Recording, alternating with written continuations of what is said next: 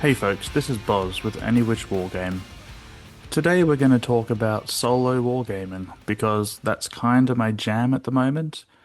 We're going to talk about what games are good to play that with and also how you can enjoy it if it's something that you haven't chosen but kind of been forced into by circumstance. First up, it's been a little while since my last upload, and it was kind of a comedy of errors. First, I hurt my back and was hobbling around with a cane for a couple of weeks and couldn't really sit down long enough to do a recording. And then once that got better, I had a couple of days of absolute bliss and then badly sprained my wrist, and that's kind of now just getting better as well. So I thought I'd better put one out and kind of keep that momentum going. And I guess that's kind of the first point that I want to touch on is momentum in gaming. I don't know about anybody else, but for me, the more I play games, the more I play games.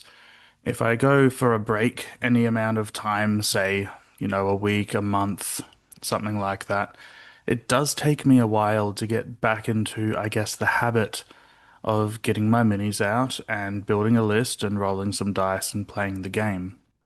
Given that my only viable option at the moment is to solo wargame, of course that ends up being what I do. And I guess I can explain that a little bit. So I've lived in a couple of places where it has been a very heavily entrenched current edition Warhammer 40k scene. And that's really not my jam at all. So I've tried very hard in a couple of places to get a couple of other games kind of on the regular. I've made a lot of effort to build up a one-page rules group in a couple of cities where I've lived with varying degrees of success. But one particular group that I started up in Northern England had a regular group of six of us by the time that I moved on from there, which was great. It meant you could come in and play someone different pretty much each week. I've also joined Necromunda scenes as well and kind of tried to grow those as well as third edition Warhammer 40k, which again is one of my jams. And the biggest hurdle is getting people who are playing current edition 40k, especially new players or players for whom that's the only war game they've played. It's difficult to get those people open to the idea of even playing anything else. But that's a topic for another video. So last July we moved to the other side of the world, to Australia from England, and we spent a little bit of time finding somewhere to live, and we've ended up in Geelong, down in the south of Victoria, just around the bay from Melbourne. There are a couple of wargaming groups here, but my two issues with them are neither of them are close to me. Both of them are at least a 30-minute drive each way, and the other issue is that they're both heavily entrenched current edition Warhammer 40k clubs. It would be much easier and more accurate if they called themselves Geelong Warhammer 40k Club instead of Geelong Wargaming Club. That's neither here nor there. So what I did when we moved in is I went down to my local hardware shop and I bought myself a nice thick piece of chipboard long enough that I could make a 6x4 gaming table and a 4x4 gaming table. And I got them home and sprayed them up. So I've got one side that's green grass and one side that's water, blue water for playing Age of Sail games. I've got one that's space for space games, and one that's just kind of a generic grey color that can be whatever I need it to be in any given time. And so I've got my garage, which is my space. It's the space where I have all of my things. It's a space where I work from. It's a space where I'm in right now. And it's my hobby space. And I've been trying quite hard to get some people over here to play games with me. There's an old friend of mine who lives close by who's actually the person who first got me into wargaming back when we were about 13. But, we're adults now and life is busy and it's very difficult to actually line up time to play. I think we've only had two or three nights where he's come over and we've had a good couple of games. I've also tried to make inroads with these local clubs to say, hey, I don't want to play 40k. I don't want to drive half an hour just to check out what else you guys might do. I have a gaming space and I'd like to invite some people over to come and play some games. Really kind of putting myself out there and saying, hey, come to my home and play some games. And no one's interested. Everyone's like, well, Thanks, but no thanks. I go here and I play this game. I'm not interested in trying something new. And, fair enough, each to their own. So that brings me back to being a solo wargamer. So that's why I am by default a solo wargamer. Now let's talk a little bit about what that actually means. So there are different ways that people can play war games by themselves. You can play a game where there's some sort of AI logic tree that dictates what the opposition does. You pick one side, you verse another side, and what they do is dictated by this kind of tree. Are you within line of sight to somebody? If yes, do this. If no, then that. And you just kind of do that for every unit, for every round. There's also playing both sides and playing them both to win. And there's also other systems such as Grimdark Future StarQuest from One Page Rules, where you're a small band of adventurers and you're playing against kind of waves of enemies, and their responses are dictated, but it's quite a simple tree, and it kind of makes sense in the, many versus few type scenario. When I'm not playing Grimdark Future StarQuest, and I'll get to that a bit later, but when I'm not playing that game, the way I always play solo is I play both sides to win. That's when I'm playing games like a Third Ed 40K, like Grimdark Future, like skirmish games as well. We're talking Death Wizards here, we're talking Grimdark Future Firefight, games like that. When I'm playing games like that, I find it much more interesting and engaging for myself to play both sides as if they were the only side that I was playing. When I'm playing goblins, I'm entirely focused on the goblins winning and, beating up the robots. But then when I'm the robots, I really want the robots to win. And yeah, that's pretty much my method of playing most of the games that I play. Some of the advantages of it, I guess, are that there's no clunky AI to follow. There's no clunky AI to learn the rules of and then kind of outmaneuver and manipulate because you know exactly what they're going to do. You've got a much more kind of free form, closer to a two-player game thing going on. And I guess on the flip side, I very rarely surprise myself. When you're playing with another flesh and blood player, you don't know what their thought processes are because none of us think the same as anybody else. And yeah, people will surprise you. That's the fun of it. And when I'm playing with myself, I kind of know what I'm going to do because, I am me, I am in my head.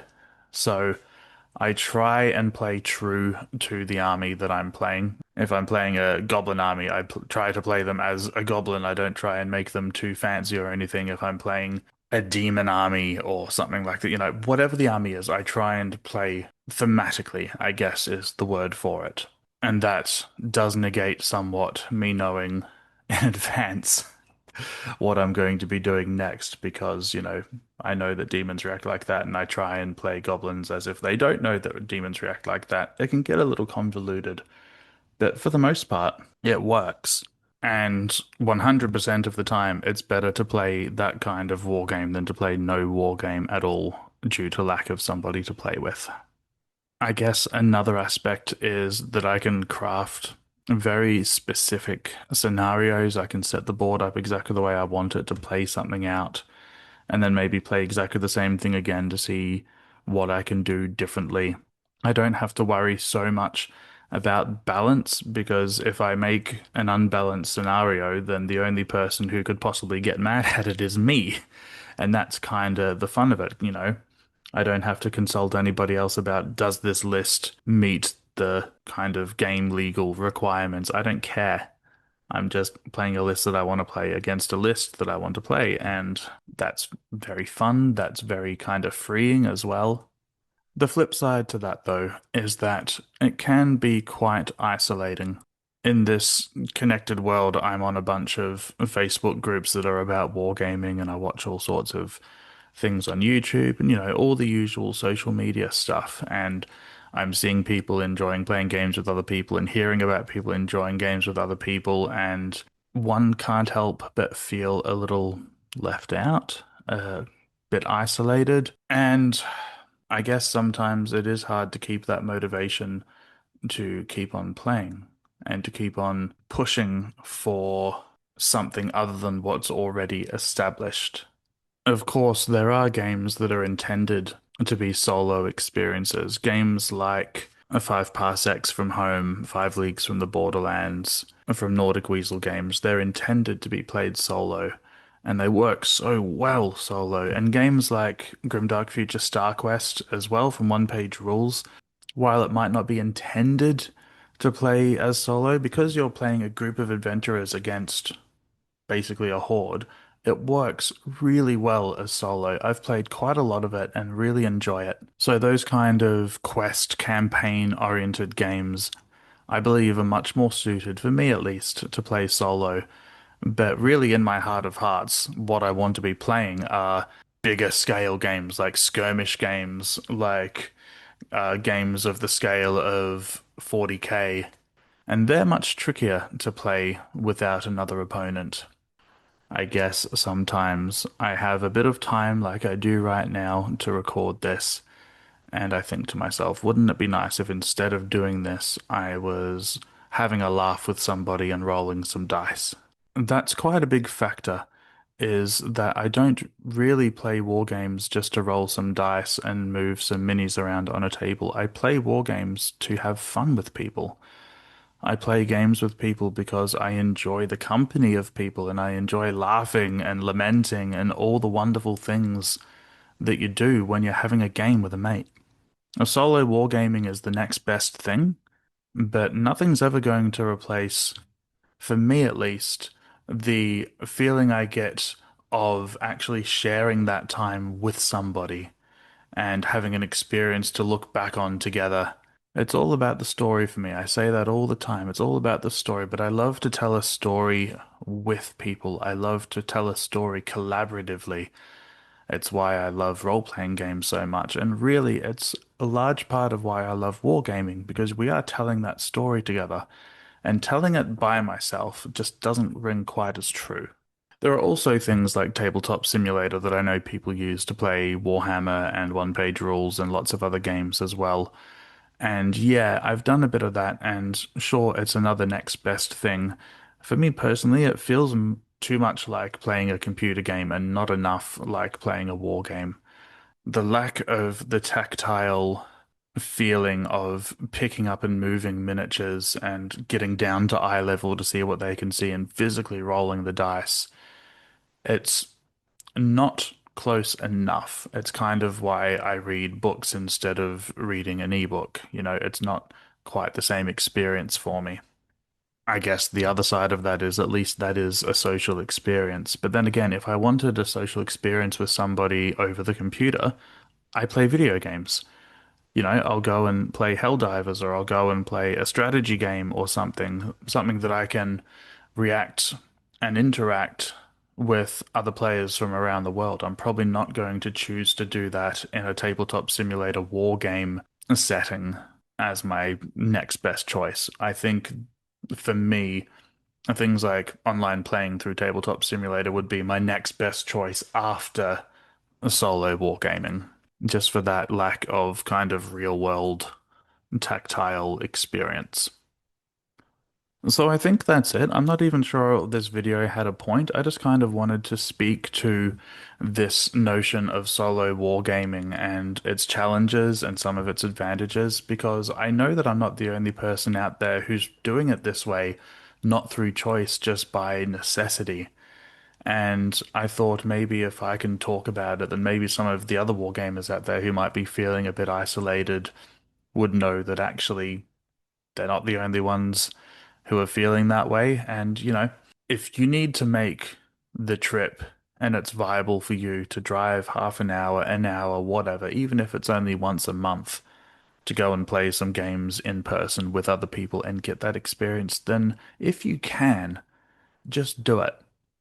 Because I think that's kind of where I'm landing is, yeah, cool. I really don't want to drive that far every week for a game, but maybe once a month just to go out there and see what else is being played. I know that at least one of these places they play Blood Bowl, and while it's been a long time since I've played that and it's not necessarily my first choice, it's always a fun game to play with other people. and definitely not the kind of game that I think would work well solo.